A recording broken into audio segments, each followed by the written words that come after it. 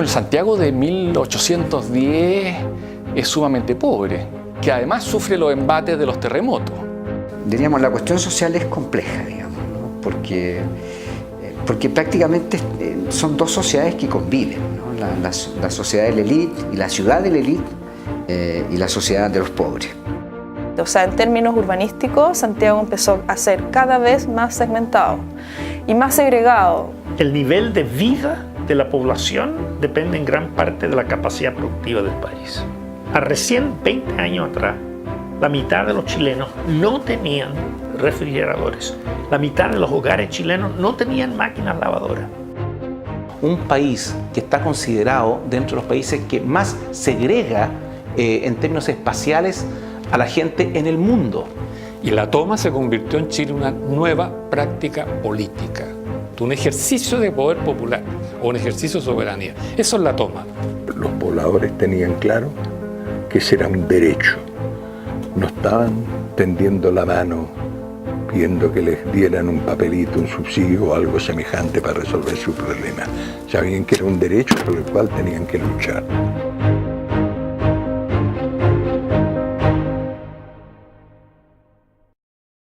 Uno de los primeros impactos urbanos tiene que ver con el nacimiento de nuevos barrios de miseria, barrios de pobreza, ¿ya? Habían zonas tradicionales de aglomeración de pobres en Santiago, la zona norte, el sector de La Chimba, la parroquia de La Estampa, pasado, digamos, el río Mapocho. Era una zona que estaba además bastante aislada del resto de la ciudad por el mismo río. La chimba era una palabra peruana que indica la ribera mala del río, porque en estos valles que vienen de la cordillera hacia el mar, viene el agua con mucha fuerza, ¿no es cierto? Y tiende a inundar la parte más baja de la ribera, y esa es la ribera mala del río, y no la del otro lado. Por ejemplo, Santiago se construyó en la ribera buena, protegida por el Cerro de Santa Lucía, ¿te fijas? En cambio, la ribera inundable era Recoleta, Independencia, Vivaceta. Los mestizos se arrancharon en la ribera mala del río, es decir, en La Chimba. Y eso ocurrió en todas las ciudades de Chile. Entonces, por eso, el pueblo mestizo se escindió en la rama masculina vagabunda y deambulando al otro lado de la cordillera, al otro lado del río Bío, amigos de los mapuches, amigos de, qué sé yo, los indios pampa, y un sector que se arrancha en las ciudades como artesano y dando lugar a las chimbas, aparecen las chimbas. Pero la otra parte es la sección femenina. La sección femenina se arrancha en los suburbios de la ciudad. Y esa es la parte más linda de la historia, creo yo, porque ellas, por lo común, se juntan de a dos hermanas o dos amigas, siempre, y le piden al municipio que les den tierras por caridad, porque tienen hijos y quieren trabajar. Por eso las ciudades se rodearon de un cinturón de pequeñas chacras, pequeños vergeles, pequeñas quintas, donde las mujeres plantaron árboles frutales, los parrones los convertían después en chicha que vendían, criaban gallinas, criaban chanchos, vendían cazuelas, vendían comida, ofrecían su rancho para quedarse en la noche. Entonces la parte masculina, fiera, sola, más hombres solos, ansiosos de hogar, ansiosos de mujer, ansiosos de madre, ansiosos de hospitalidad. Y mujeres que tenían todo lo contrario. Por eso los hombres al paso, ¿no?, se quedaban en los ranchos de mujer. Pero no se casaban, porque el hombre tenía que andarse moviendo o arrancando, ¿no? Y las mujeres se fueron llenando de niños guachos. Bueno, Santiago de 1810 es sumamente pobre. En términos sanitarios es un desastre. El desagüe, por decirlo así, va al aire libre, por canaletas que cruzan la ciudad y que suelen formarse tacos e inundan las calles. Entonces una ciudad muy insalubre, en donde la construcción habitual es de un piso a lo más de dos, siguiendo el modelo de la arquitectura del sur de España. Mucho frío, en general las casas no tienen ventanas, entonces todavía es una ciudad muy precaria, que además sufre los embates de los terremotos, para los cuales no está preparada. Y esa es la ciudad que empieza a cambiar de manera tímida en la década de 1840, de manera mucho más decidida en la década de 1850, en donde el centro de Santiago empieza a ser reconstruido siguiendo los parámetros de la arquitectura francesa. Entonces ahí ya tenemos estas especies de palacete, en donde que la élite a su vez llena de objetos que remiten a la aristocracia europea, digamos. Empieza una importación muy fuerte de productos de lujo, de bienes suntuarios. De hecho, los chilenos pasan a ser muy conocidos entre los productores de bienes de lujo en París, porque les llamaba la atención que de un país tan chico y tan remoto se compraran tantas cuestiones como muebles sofisticados, carrozas, etcétera, etcétera. Y entonces empieza a vivir y empieza a armarse un escenario urbano que remite fundamentalmente a París. Los extranjeros que llegan a Chile se sorprenden, pues llegan a esta ciudad hecha de contrastes muy fuertes, en donde, claro, hay un núcleo muy reducido que es como desplazarse por Europa, pero todo esto está rodeado de una pobreza, bueno, más bien de una miseria extrema. Para entender la clave de la situación popular en el siglo, la pobreza en el siglo XIX, es la pobreza del pueblo mestizo. Pero es una pobreza llena de vida. No es cosa de lamentarse, oh, andaban desarrapados, no tenían ropa, cierto. Pero el hombre estaba lleno de vida porque se asociaba con otros hombres para andar asaltando, comiéndoselos, robando los animales, comiéndoselos los cerros, descubriendo las minas en el norte, viajando por Argentina, viajando, siempre en movimiento. Entonces estaban llenos de historias, de leyendas, de memoria. Estaban llenos de memoria que la contaban después cuando estaban ahí en las ramadas de las mujeres en las noches con el fogón, contaban todas estas historias, ¿no? Entonces, y ellas a su vez también llenas de vida, pobres todo lo que tú quieras, pero llenas de vida, porque tenían que crear animales, los chanchos, qué sé yo, levantar ranchos, levantar vida, hacer chicha, dar vida, crear comida, cantar, porque además cantaban con la figüela, inventan la cueca, bailotean, hacen el amor, pero llenan de cabros chicos el país. Eso es vida. Por eso que la historia de la pobreza en el siglo XIX no es decir pobrecitos, cierto, pero estaban llenos de vida creativa, porque tenían que crear vida donde no había nada, sociedad, cultura, canto, música, baile, sexo, todo. Entonces por eso que el pueblo chileno de ese periodo, sí, pobre, ok, pero lleno de cultura, porque la cultura es el cultivo del ser humano, y ¿quiénes cultivan más el ser humano sino los pobres? Los que no tienen tierra, los que no tienen pasado, los que no tienen ley, son esencialmente creativos. Entonces, por eso es que la pobreza en el siglo XIX tiene esta doble cara. Son marginales, no tienen derechos, los persiguen, los azotan, no les respetan sus derechos, los masacran. Ok, todo eso es cierto. Pero por otro lado, si los miras desde dentro de ellos mismos, llenos de vida y de solidaridad entre ellos, y de cabros guachos que si bien no tienen un papá, tienen un pueblo entero que los ampara. Diríamos, la cuestión social es compleja, digamos, ¿no? Porque prácticamente son dos sociedades que conviven, ¿no? La sociedad de la élite y la ciudad de la élite y la ciudad y la sociedad de los pobres. Esta percepción de dualidad, quien mejor la expresó fue Benjamín Vicuña Maquena en 1872, cuando él dice en realidad aquí conviven dos ciudades. Vicuña Maquena entiende muy rápido cómo estaba cambiando la ciudad y cuán segregados comenzaban a ser estos nuevos barrios de pobreza con respecto a las élites, a donde residía la élite. O sea, en términos urbanísticos, Santiago empezó a ser cada vez más segmentado. Él habla de la ciudad propia, cristiana, civilizada, el centro de Santiago, donde vive la élite y los sectores medios más pudientes, y a su vez habla del aduar africano, que es donde viven los pobres, en torno a esta ciudad cristiana, civilizada, como le dice él.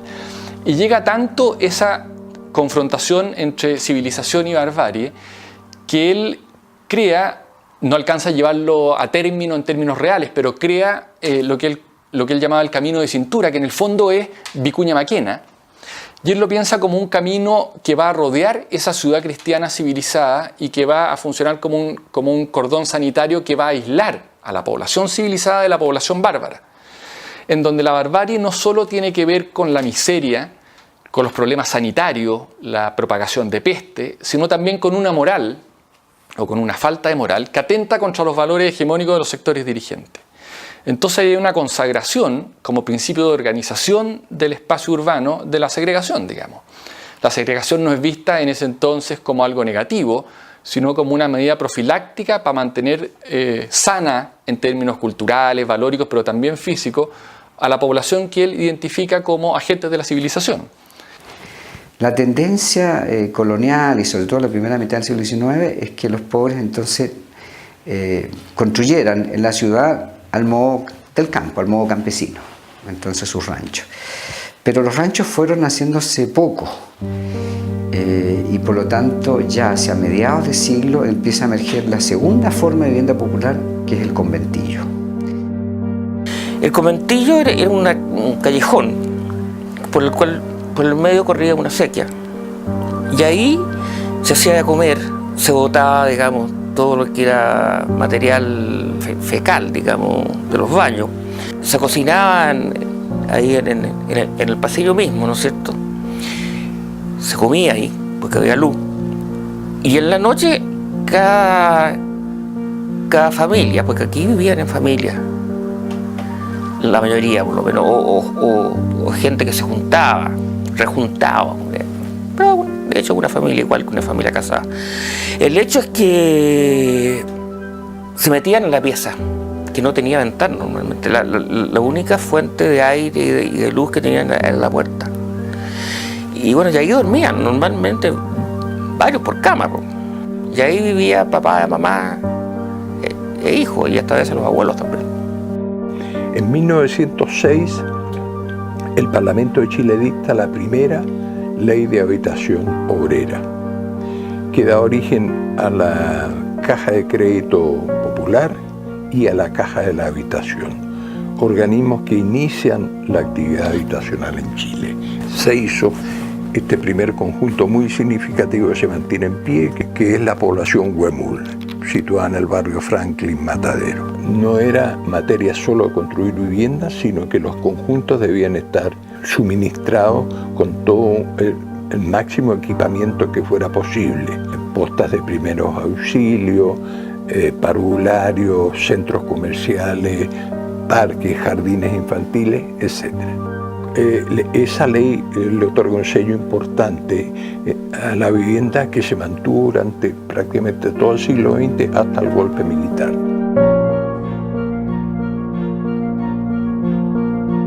El primer censo nacional de vivienda en Chile se hizo el año 52. Y en ese censo la conclusión fue clarísima. El déficit de vivienda en Chile alcanzaba el 30% de la población. Eso significa que en el caso de Santiago, el año 52, cuando vivía 1,5 millones de habitantes, medio millón vivía en ranchos, conventillos, callampas, casas o departamentos en mal estado o como allegados.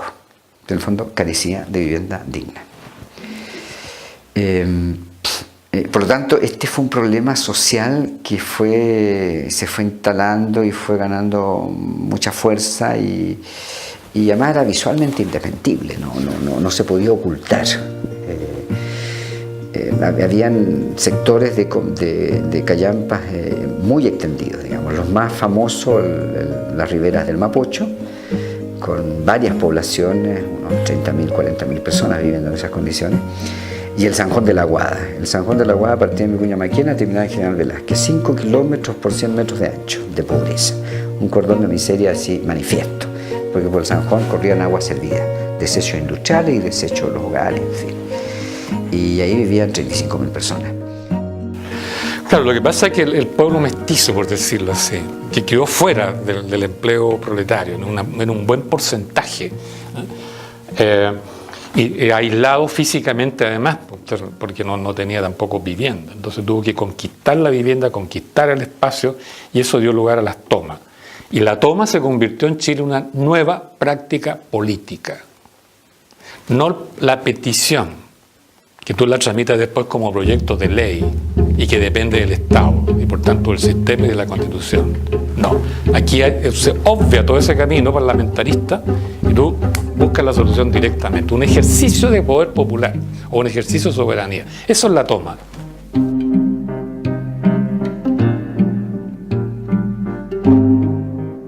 Las primeras tomas, te digo, fueron de carácter espontáneo. Los propios pobladores encontraban un terreno eriazo y se lo tomaban y se instalaban en cualquier forma, generando un asentamiento absolutamente caótico, en el cual era imposible después exigir un mejoramiento de la infraestructura, porque prácticamente era imposible dotarla de alcantarillado, de agua potable, de red de luz eléctrica, por la forma caótica del asentamiento.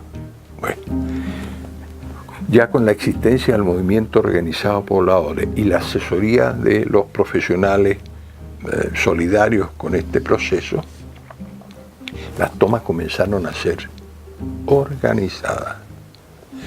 Y entonces el ejemplo cumbre de todas ellas es la población La Victoria, que tiene lugar el 30 de octubre de 1957, en el que nosotros, en ese tiempo jóvenes profesionales titulados recién, participamos efectivamente. Yo estuve en la toma. Estuvimos un mes trabajando allí bajo un toldo, cercados por carabineros que intentaban evitar que eso se consumara. Pero la magnitud del conjunto de familias congregadas fue de tal naturaleza que la represión se hizo imposible. Hubo un par de tentativas que fueron rechazadas y prácticamente así se fue configurando el conjunto. Quiero decirte una cosa muy significativa: los pobladores tenían claro que ese era un derecho. No estaban tendiendo la mano pidiendo que les dieran un papelito, un subsidio o algo semejante para resolver su problema. Sabían que era un derecho por el cual tenían que luchar. Bueno, en términos de las políticas habitacionales, han tenido un resultado contradictorio, porque por un lado han sido muy importantes en disminuir la pobreza, porque han permitido que gente acceda a la vivienda, lo que quiere decir protección física, mejoramiento de las condiciones sanitarias, por lo tanto las condiciones de salud de la población, agua potable, ¿cierto?, protección del frío, de las enfermedades, etc. Y por otro lado, esas mismas políticas habitacionales han significado segregar espacialmente a la población, porque buscando abaratar el costo de esas soluciones, las distintas políticas de los distintos gobiernos han tendido a localizar a esta población beneficiaria que es de bajos ingresos en los extramuros de las ciudades o en sus periferias. Y eso ha pasado en distintos grados en las distintas ciudades chilenas. Bueno, la política de vivienda social fue una política que se creó en el 85, 84 aproximadamente, que lo que buscaba básicamente era construir vivienda en el tiempo más corto posible, al menor costo, para una solución mayor, sobre todo a las personas que vivían en campamentos o que se habían tomado terreno. Esta política se basó en el subsidio a la demanda, es decir, el Estado dejó de hacer vivienda, dejó de contratarla y entregó los recursos a las familias para que las familias fueran al mercado a comprar vivienda. Y esto se tradujo en la práctica en la conformación de comunas que fueron recibiendo a estos habitantes con estos proyectos de vivienda social que se construyeron muy rápido, como te digo, y sin servicio además y sin áreas verdes. Y eso sumó a la erradicación que tuvo lugar, ¿cierto?, la dictadura, particularmente entre aproximadamente el año 76 y el año 86, en esos 10 años, donde se eliminaron todos los campamentos que estaban en el sector oriente, en la comuna de Las Condes, Vitacura, una buena parte de la comuna de Ñuñoa, y esas familias fueron desplazadas hacia sectores periféricos, a La Pintana, a La Granja, Cerro Navia y Renca, que se sumaron a estos conjuntos de vivienda social. La mezcla de esos dos factores hizo que aparecieran estas comunas que se mantienen así hace 30 años y que han ido en muchos casos empeorando su condición.